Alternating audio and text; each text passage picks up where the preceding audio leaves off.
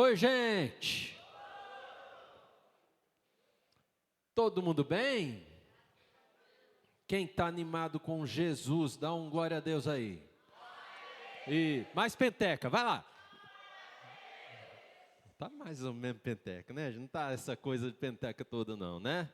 Mas importante é que você está aqui para louvar, adorar o nosso Senhor Jesus. Amém, gente?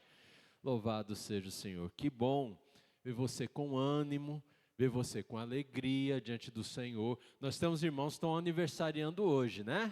Vocês me lembram, depois que acabar tudo, a gente tem que cantar parabéns. É a Marlene e é o Wellington, né? Não precisa subir nada aqui em cima não, mas a gente vai cantar parabéns para vocês depois. Vocês me lembram, gente? Sim? Posso contar com você, né? Que bom. E é assim a vida, né, gente? Parte de nós com alegria, parte de nós as lutas, algumas tristezas às vezes, né? E assim a gente vai caminhando, né, dentro de vários tipos de sentimentos que nós precisamos lidar ao longo da nossa vida, né? Tem até um filme, acho que é Pixar, Disney, sei lá eu, né? Como que é o nome lá? Dos bichinhos que ficam dentro da cabeça? Cadê os jovens? Como que é? Divertidamente. Já assistiram esse filme, gente? É muito legal, viu? Fala aí da emoção. A emoção que eu mais gosto é o nojinho. Nojinho com emoção. E é uma emoção mesmo. É interessante, é muito bem feitinho o filme. Acho que tem um segundo já, né? Tem? Não? Ninguém confirma? Tem? Vai lançar, né, o segundo? Ah, então tá bom. Gente, é muito legal, né?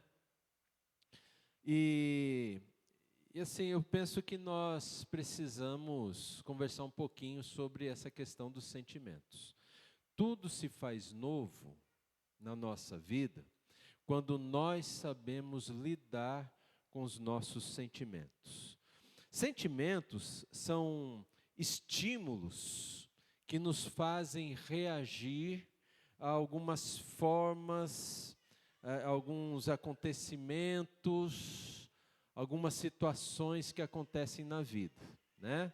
Então, alguns sentimentos nos ajudam a reagir de uma forma boa, e outros sentimentos nos atrapalham, e a gente acaba reagindo de uma forma ruim, né?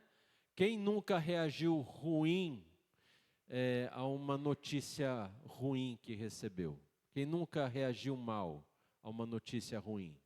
Você já reagiu mal? Você já se descabelou? Eu sou careca, mas não é por isso, né? Sim, você já se descabelou porque recebeu uma notícia ruim e tal, ficou desesperado, brigou com todo mundo.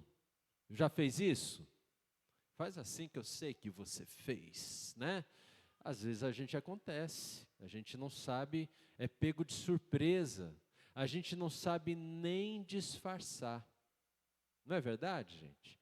E às vezes a gente parece que está mais preparado espiritualmente, até recebe uma notícia surpreendentemente ruim, mas a gente se contém, a gente consegue de alguma forma passar por cima disso tudo. Então nós vamos ver alguns sentimentos, algumas emoções. Tem uma grande lista. Eu cheguei a ler uma lista de 356 emoções humanas. É quase uma emoção por dia. São tantas emoções, né, gente? Né? Uma emoção por dia. Já pensou uma emoção diferente todo dia? E acaba com a gente, né? E tem gente que fala, não tem certeza desse número, mas nós vamos falar sobre 8 apenas hoje, tá bom? E a primeira emoção é a alegria. É interessante que na palavra de Deus a alegria, ela não chega a ser assim uma emoção como a felicidade, mas ela é uma emoção que a gente realmente pode e precisa ter na vida, né? Então, a alegria é uma emoção positiva. A alegria, ela vem dos bons momentos da vida. Você tem bons momentos na vida? Sim ou não? Quem não, quem foi ontem no encontro de casais, teve bons momentos na vida? Não teve, não, gente, foi ruim assim. A gente vai fazer propaganda contra. Foi bom ontem, gente, pelo amor de Deus. Ah, bom. Agora estou mais feliz, viu? Vocês trouxeram alegria ao meu coração, né? Toques, abraços. Tem uma frase do Tom Jobim que eu garanto que quando ele falou essa frase, ele estava com muita alegria. Ele falou o seguinte: o dinheiro não é tudo. Não se esqueça também do ouro, do diamante, da platina, das propriedades. Uma frase bem humorada dessa é de alguém que está com alegria naquele momento, né? Você tem alegria na sua vida? Você está de bem com a vida mais tempo ou menos tempo da sua vida? Essa é uma boa pergunta, né, gente? Quando nós estamos com alegria, parece que tudo flui bem, né? Mas se não temos alegria, nem tudo flui tão bem. Vamos abrir a nossa Bíblia em Tiago, capítulo 1. Põe lá para a gente, por favor. Vamos ler juntos aqui, ó. Tem aqui, não precisa nem abrir. Se você quiser, pode abrir. Mas vamos ler juntos? Tem aqui no telão, vamos lá? Meus irmãos.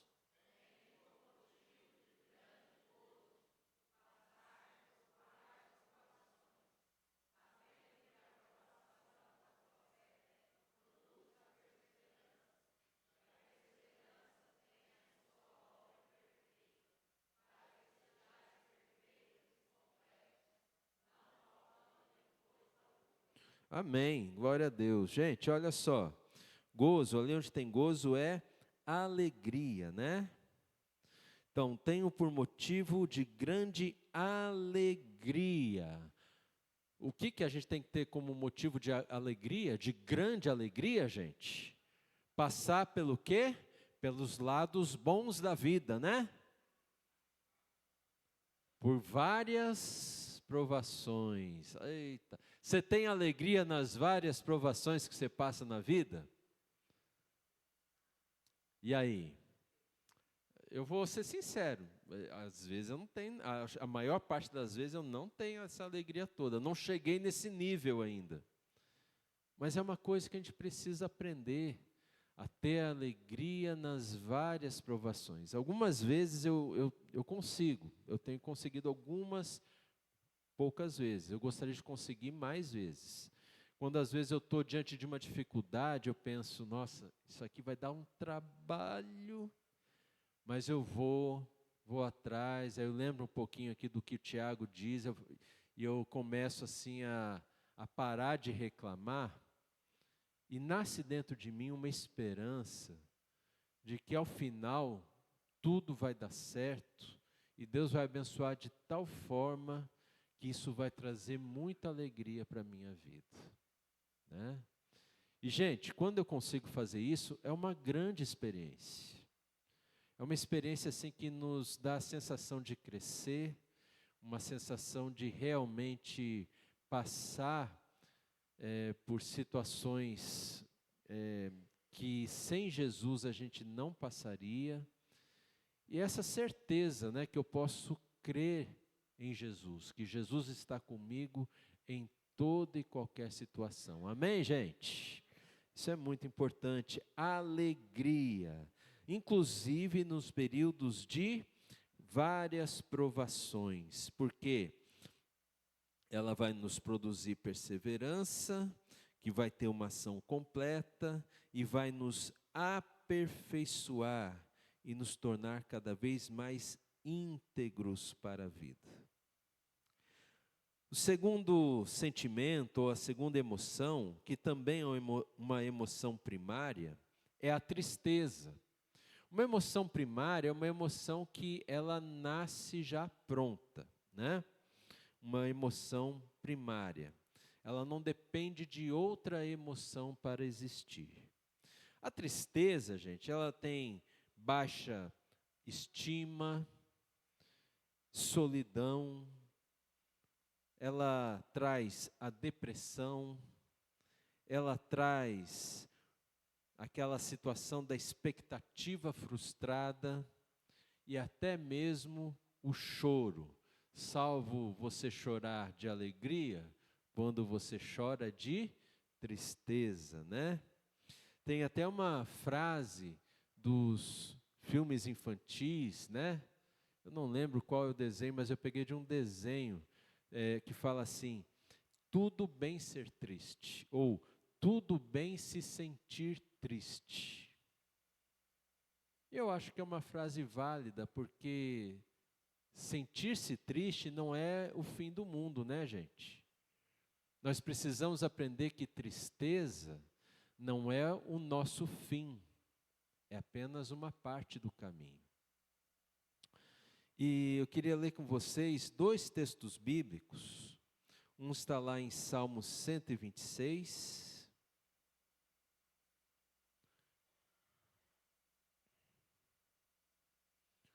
Vamos ler juntos? Os que semeiam.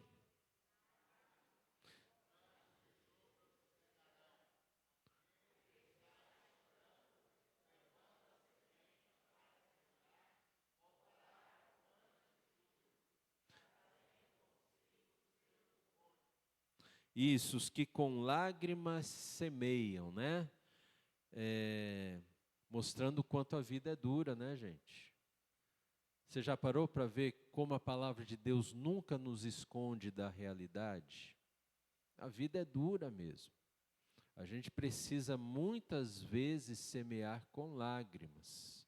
Isso tem a ver com o nosso trabalho, isso tem a ver com a criação dos nossos filhos, isso tem a ver com o nosso casamento, isso tem a ver com a construção de uma vida melhor. Geralmente tem lágrimas, mas quando semeamos com lágrimas, com júbilo, nós fazemos uma grande colheita, né? Então, mesmo que a gente saia andando, chorando enquanto semeia, o certo é que Deus nos abençoa para nós, com júbilo, levarmos como oferta os feixes diante dele. Amém, gente? Isso é algo assim importantíssimo da gente ver na palavra de Deus. Sim, você vai ter momentos de tristeza na sua vida, mas Deus vai transformar o teu choro em grande alegria. O outro texto é o que está aí em 1 Pedro, capítulo 1, 6 e 7. Vocês podem ler para mim? Nisso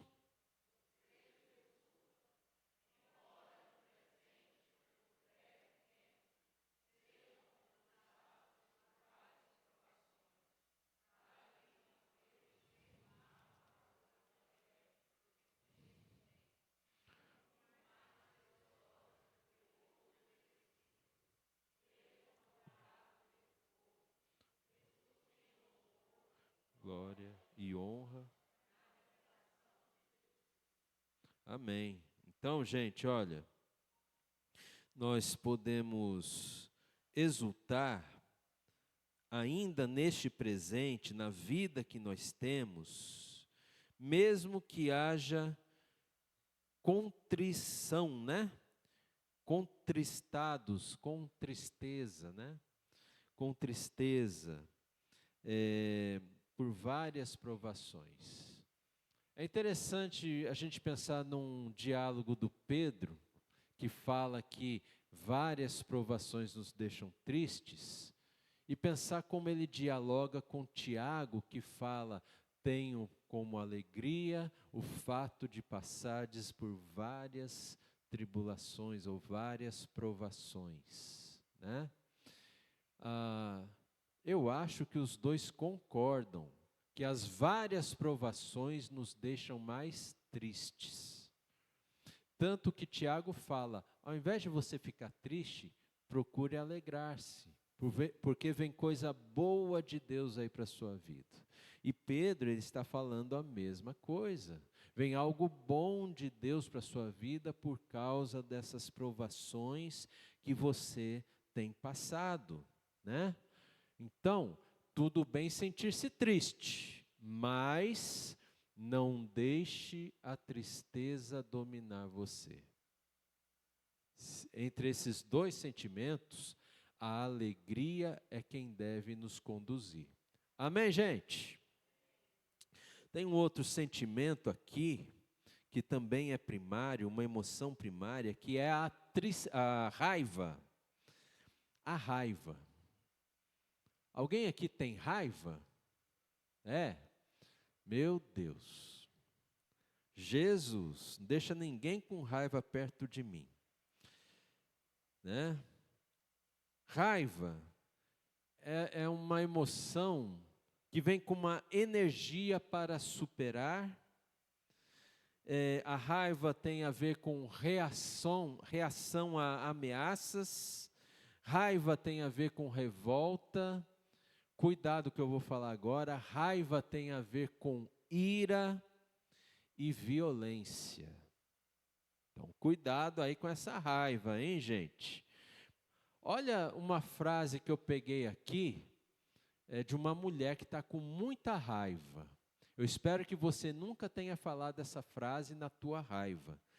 Acho que as irmãs vão entender melhor que nós homens, né? Então a mulher está falando assim: para você que fala mal de mim, só desejo uma coisa: quando o seu esmalte estiver secando, que o seu telefone toque no fundo da sua bolsa. Isso é cruel, gente. Haja raiva, né? Haja raiva. Ninguém nunca falou isso, né? Não, né? Mas não estou falando, eu não falei essa frase para você aprender coisa ruim comigo, tá? É só para você ver como é uma frase de alguém com raiva, né? Imagina a raiva que ela estava falando isso, né? Interessante. Raiva é a ausência de calma. Se a raiva domina você, sabe o que ela se transforma? Ela se transforma em ira. E a ira, ela pode ser uma porta aberta para a gente pecar e até mesmo uma porta aberta para o inimigo das nossas almas agir em nossa vida e até nos nossos lares. Vamos ler esses 3 textos bíblicos que vão aparecer aqui?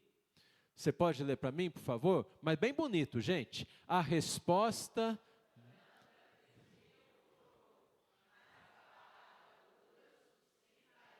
Então, olha só. Alguém está com raiva. Como é que você vai fazer com a pessoa? Resposta branda. Branda é assim, calminha, sabe? A resposta sem levantar muito a voz, sem chegar no mesmo nível de nervosismo. É assim, tudo na tranquilidade, né? Porque a palavra dura faz o quê, gente? Suscita a ira, faz com que a ira venha a ter vida. Vamos ler Eclesiastes 7:9. Não se apresse em ficar irado. Isso, olha só. Ser inteligente, sim ou não? Você é sábio, sábia. Mas se você, mesmo que não fosse, quisesse ser, o que você não poderia deixar acontecer? A ira tomar conta de você. Porque a ira nos deixa tolos. A ira é uma tolice, né? Realmente nos deixa sem a faculdade mental de pensar que aquela raiva toda não vai me levar a lugar algum. Eu perco por completo a capacidade de raciocinar. Então não faça isso. Se você estiver com muita raiva, enquanto ainda é raiva, vai se acalmando. Se acalma, respira. Sabe fazer exercício de respiração? Então faça. É importante isso. E Efésios 4, 26, 27, que todos nós conhecemos: fiquem irados e não pequem, não deixem.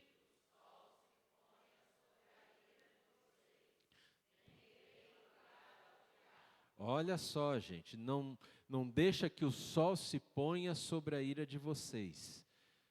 Se é algo que está deixando você com raiva e tal, ó, não vai levar para o teu travesseiro essa raiva. Ela vai se tornar ira e você vai estar abrindo uma porta desse tamanho, eu quero dizer grande, tá, gente? Para o diabo. Porque a porta larga, ela é da perdição. É a porta estreita que é a porta da salvação. E a porta estreita, ela nunca vai deixar alguém irado entrar por ela. Gente, nós precisamos tratar isso de uma forma muito séria na nossa cidade. Quantas vezes aqui em Goiânia, eu nunca pensei que ia chegar aqui, no trânsito, né? Dá um problema entre dois motoristas, um está armado, o que acontece, gente? O pior. Gente, onde é que nós vamos parar? Sabe, o Brasil é o país da ordem e do progresso. Quando cada um quer resolver as suas questões fazendo justiça própria por causa da sua ira, nós perdemos a ordem. E nenhum de nós, nem mesmo nosso país, progride. Porque sem ordem não tem progresso. Sabe, nós precisamos vencer a raiva antes que ela fique pior e se torne uma ira, e a ira geralmente não vai dar coisa boa. Amém, gente? Então, raiva, olha como precisamos tratar com seriedade a questão da raiva. O quarto sentimento que eu quero mostrar para você é o sentimento que eu acho que todo mundo aqui já teve alguma vez na vida, que é o medo. Você já teve medo? Quem teve medo, fala eu. Eu sabia que você tinha. Eu nunca tive medo, viu, gente? Nunca. Quando eu era criança, eu não tinha medo dos monstros que ficavam embaixo da minha cama. Claro que eu tinha medo. Eu chamava meu pai, minha mãe. Você nunca passou por isso? Medo. Tem medos nossos que nós temos de coisas que não existem, e tem medos que parecem que realmente a gente precisa ter, porque são coisas reais que podem acontecer com a gente. Medo que não existe é o monstro embaixo da cama, né? Mas quando a gente, por exemplo, está dirigindo um carro, já que eu falei de carro, se você aumenta muito a velocidade do carro, eu espero que você tenha medo, porque esse medo é capaz de salvar a sua vida, inclusive, né? Medo, gente, ele impede ações de risco na vida. O medo, ele nos faz respeitar limites, e se o medo for bem tratado, bem conduzido, ele pode nos ajudar a nos motivar a superar coisas que nos dão medo, né? Tem uma frase do Woody Allen, que ele fala sobre o medo da morte. Ele fala assim: não é que eu tenha medo de morrer, é que eu não quero estar lá na hora que isso acontecer. Espertinho, né? Ele tem medo. E às vezes nós somos assim, nós damos desculpas a respeito de alguns medos que nós temos, para a gente não ter que enfrentar aquele medo, né? Todo ser humano é assim. Às vezes, gente, o medo nos faz até brigar. Olha só, tem 2 cachorrinhas lá em casa, a Amora é um doce, né? Se, Deus me livre, eu quero que nunca entre, mas se um dia entrar um ladrão, a Amora vai pedir para o ladrão fazer carinho, vai subir na perna lá, sabe? A Amexinha, mesmo que algum de vocês vai lá em casa, ela vai receber você com muitos latidos. E se você não conhece a Amexinha, no primeiro momento você vai até se sentir assim, né, intimidado. Ela começa a latir para você e tal, e de repente ela recua e vai lá vai se esconder. Ela está com medo de você. Aí ela dá uma olhadinha, vê que você entrou um pouquinho mais, ela volta, vai latir de novo para ver se impede você de avançar sobre a casa dela, e ela volta a se esconder. E aí vê que você continua entrando, ela late e tal, até que a gente fala, tá tudo bem, mexinha. Daí ela começa a latir um pouquinho menos, tal, né? Um medo. Às vezes a gente faz assim também, gente. Às vezes a gente briga, tem uma pose assim de alguém que pode acabar com o outro, mas não é que a gente quer acabar com o outro, a gente está com medo, não é? Eu tinha um amigo, ele era baixinho e tal, e ele fazia uma cara assim muito de amedrontado, né? E ele falava assim, ó, meio que recuando, eu sou ruim, viu? Eu sou ruim. Ele fazia isso para fazer uma caricatura de alguém que está tentando se defender, mas está morrendo de medo. A palavra fala que ele é ruim, mas a atitude, o jeito como ele fala, mostra que ele está mesmo morrendo de medo. Muitos de nós somos assim. O que é desconhecido para a gente nos remete ao medo. Vamos ler esses salmos que vão aparecer aí, gente? O Salmo, vamos começar ali no Salmo 34, verso 4, vamos ler juntos? Busquei o Senhor e Ele me acolheu, livrou-me de todos os meus temores. Olha, gente, que bênção, né? Eu busquei ao Senhor. Quando você está com medo, o que você precisa fazer, gente? É buscar o Senhor. Ele é quem nos livra de todos os nossos temores. Salmo 56, 4. Em Deus, cuja palavra exalto, nesse Deus ponho a minha confiança, e nada temerei. Que me pode fazer um mortal? Olha, gente, colocar em Deus a nossa confiança nos ajuda a não temer nada. Você pode até começar com medo, mas depois você vai em frente porque você sabe que Deus está com você. Amém, gente? É muito importante isso. E o Isaías, capítulo 41, verso 10, vamos ler? Não tema, porque eu estou com você, não fique com medo, porque eu sou o seu Deus, eu lhe dou forças, sim, eu o ajudo, sim, eu o seguro com a mão direita da minha justiça. Amém, gente, glória a Deus. Às vezes o medo está assim, numa enfermidade que apareceu na minha vida, em alguma condição de vida que eu estou perdendo aos poucos, a minha autonomia. Os irmãos de mais idade, né? Eu ouço muito esses irmãos, como isso é difícil para eles. E ó, meus irmãos, um dia vai chegar para todos nós, né? Se tudo der certo nessa vida, todos nós seremos idosos, né? Todos nós. E às vezes a gente tem medo. Como vai ser esse futuro? Como nós vamos enfrentar, né? Tem um dado impressionante que não lembro direito a porcentagem, mas de cada 5 famílias, 3 ou 4 sempre vão ter algum problema de saúde que vão ter que enfrentar. Famílias, né? Então, gente, a gente não precisa ter medo, a gente precisa confiar em Deus. E seja o que o futuro nos reservar, colocar a nossa confiança nele, porque Ele vai cuidar de nós até o fim. Um outro sentimento, gente, é a da surpresa.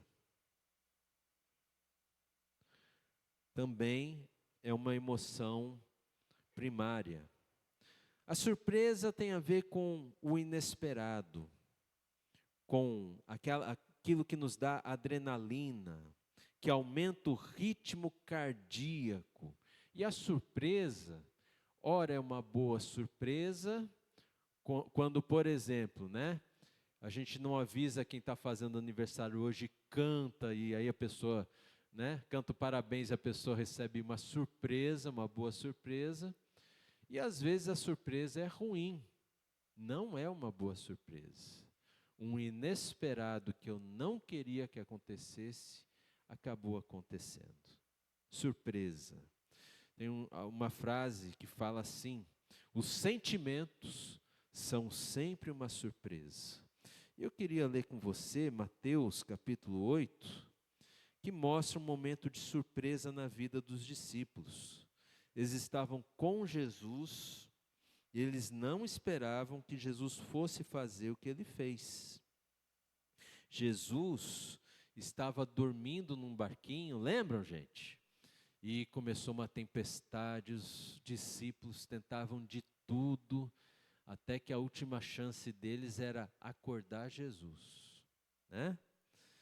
E aí, acordado, então, Jesus perguntou, você pode ler comigo? Por que vocês são tão medrosos, homens de pequena fé?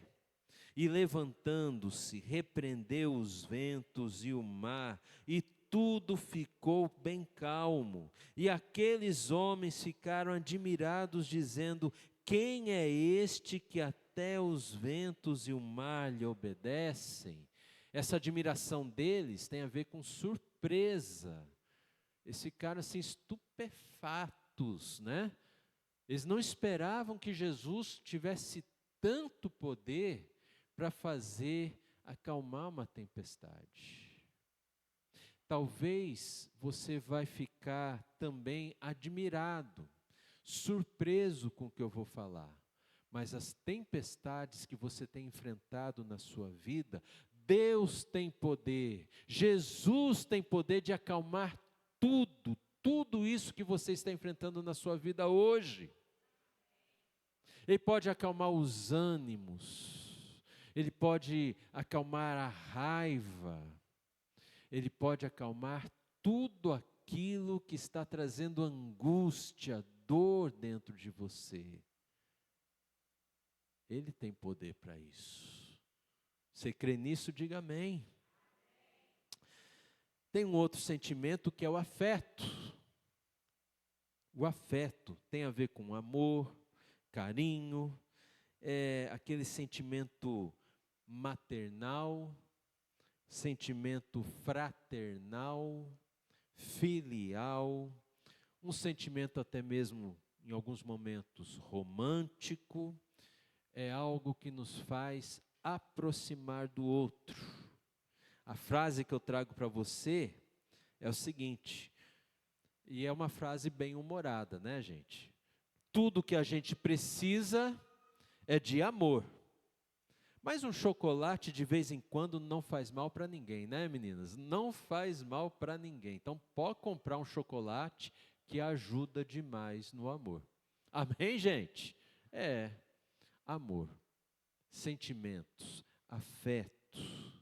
Como nós precisamos desse sentimento. Em casa, na família. Algumas pessoas, a forma como elas foram criadas, elas foram criadas sem muito afeto, né? Eu conheço muitas pessoas assim. E quando elas crescem e criam suas próprias famílias, elas têm muita dificuldade em dar afeto. Nunca receberam. Como que elas vão fazer para dar? É difícil mesmo, né?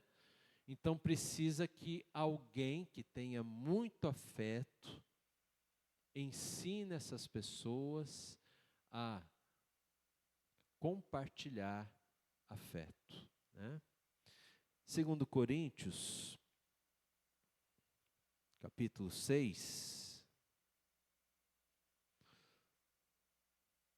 12, 13. Leia comigo, por favor. Nosso afeto por vocês não tem limites. Vocês é que estão limitados em seu afeto por nós.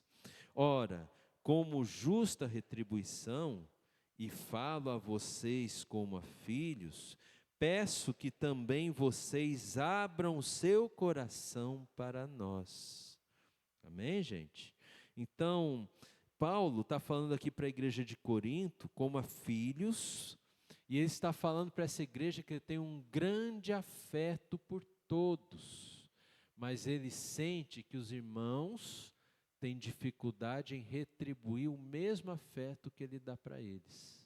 Olha que interessante, isso às vezes acontece, né? Acontece na igreja, acontece em casa também, pode acontecer até no casamento. Faço votos que nunca falte afeto na sua vida. Mas se faltar afeto, peça a Deus: Senhor, faz de mim alguém mais afetuoso. Talvez a minha esposa precise de mais afeto da minha parte. Talvez o meu esposo esteja precisando. Talvez um filho, uma filha. Talvez o meu pai e minha mãe, já tão velhinhos, estão precisando do meu afeto, né?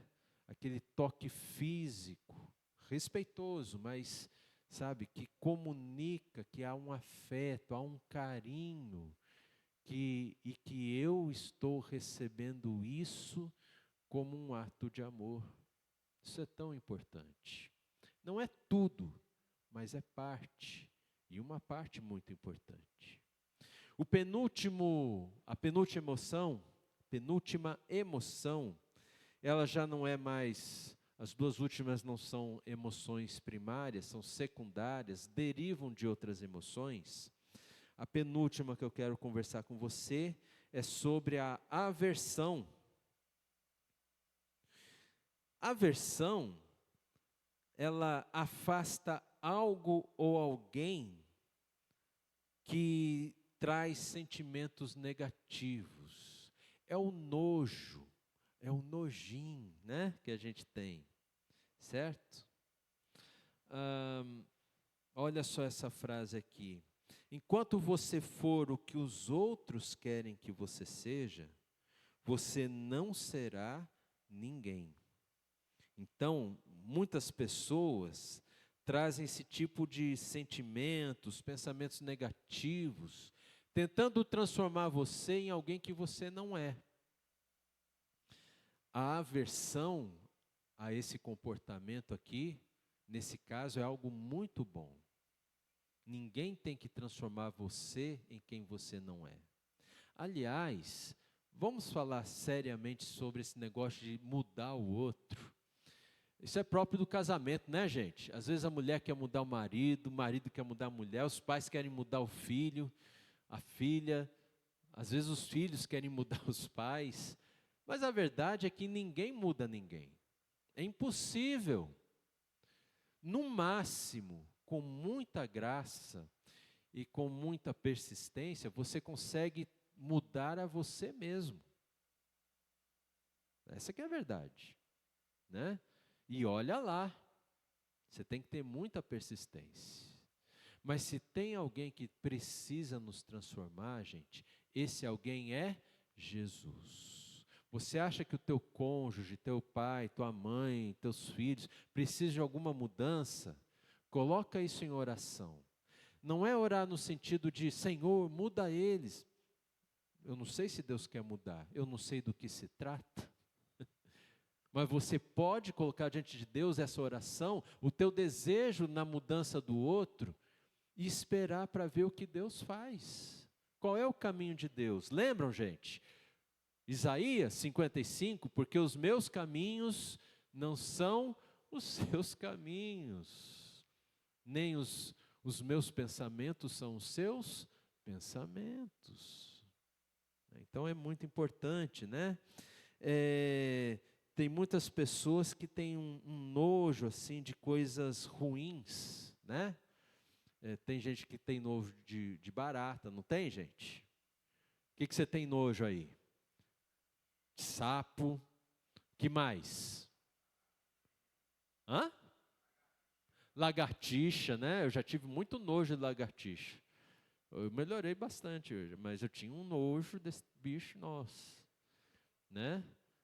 E por aí vai, gente. Nós temos esses nojos, né? Coisa que a gente não consegue fazer, né?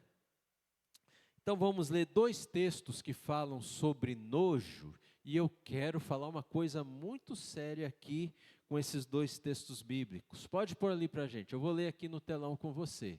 Você pode ler comigo?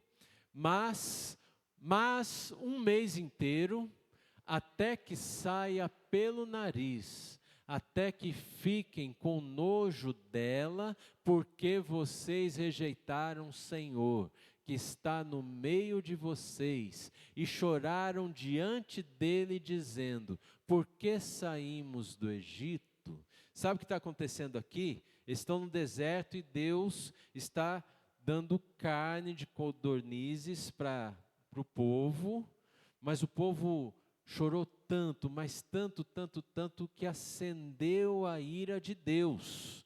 E Deus fez eles comerem tanta carne até dar nojo. E isso deu ruim lá no meio do povo, tá, gente? Vamos ler Ezequiel 36, 31. Então vocês se lembrarão dos seus maus caminhos e das suas ações que não foram boas, e terão nojo de vocês mesmos por causa das suas iniquidades e das suas abominações. Gente, nós temos nojo de tanta coisa, falamos de sapo, barata, lagartixa, mas nós temos nojo do nosso pecado. Olha que sério é isso, gente. Parece do nada, né? Tá lúdico, de repente crava uma faca, né? Nojo do pecado. É um sentimento que nós temos que ter. É um bom sentimento ter nojo do próprio pecado. Porque nós somos muito facilmente levados a criticar o pecado do outro. Nós somos muito fáceis de demonstrar o nosso nojo, assim, um sentimento ruim, quando o pecado é do irmão. A gente julga facilmente o pecado do outro. E às vezes, temos alguns pecados nossos escondidos, e a gente tem tanto apreço por esse pecado, como tem pelo nosso pet. É o pecado de estimação. Eu critico o pecado do outro, mas ninguém mexe com o meu. Eu preciso ter nojo do pecado, porque é o que Deus quer, que eu nunca mais volte a pecar.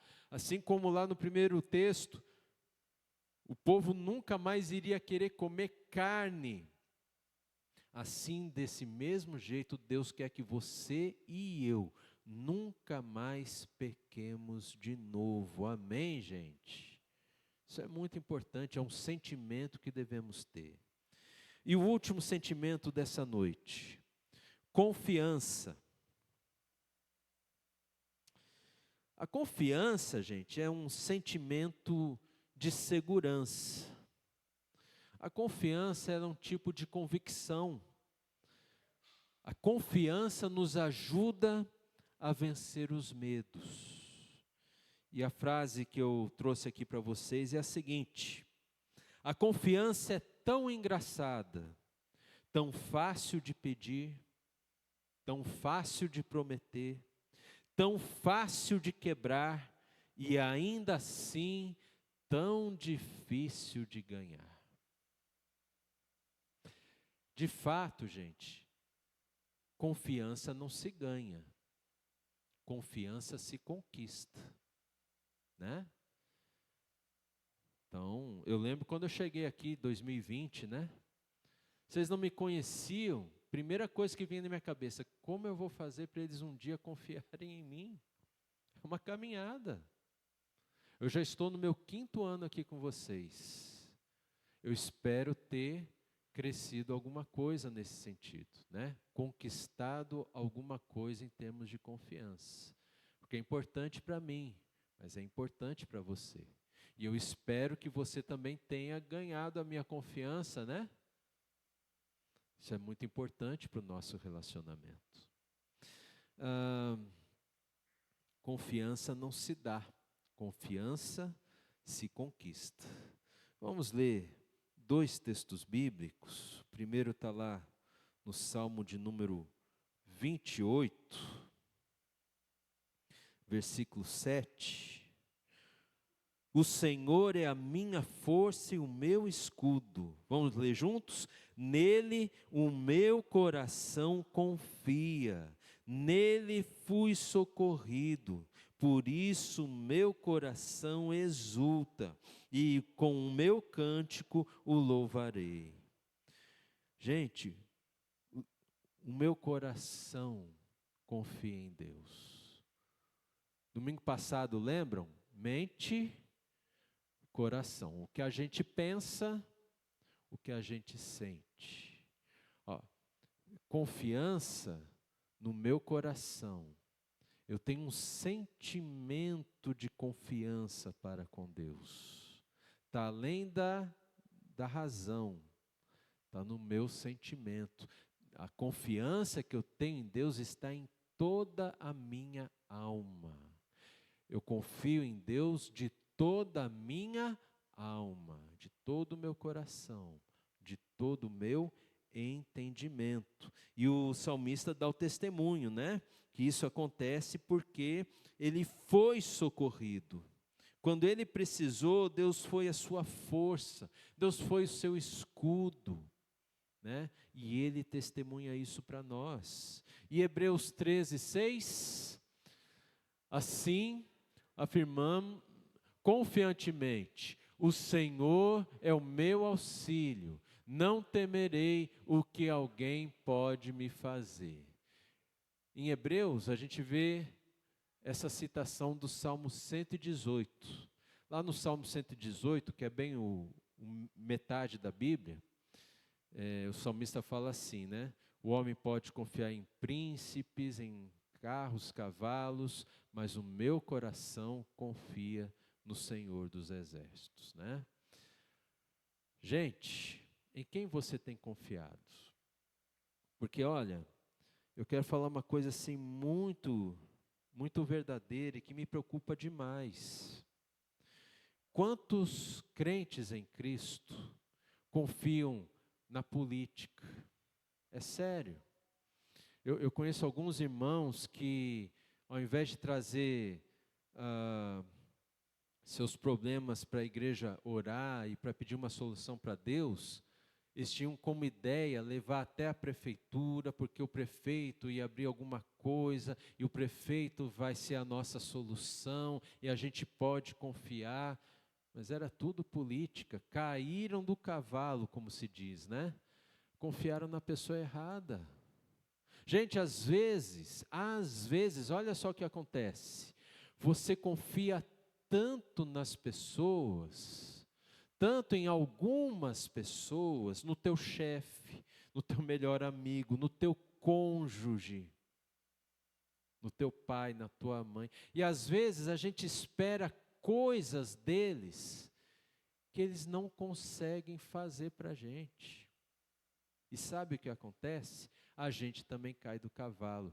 Por isso que tem um texto lá no Antigo Testamento: maldito o homem que confia no homem.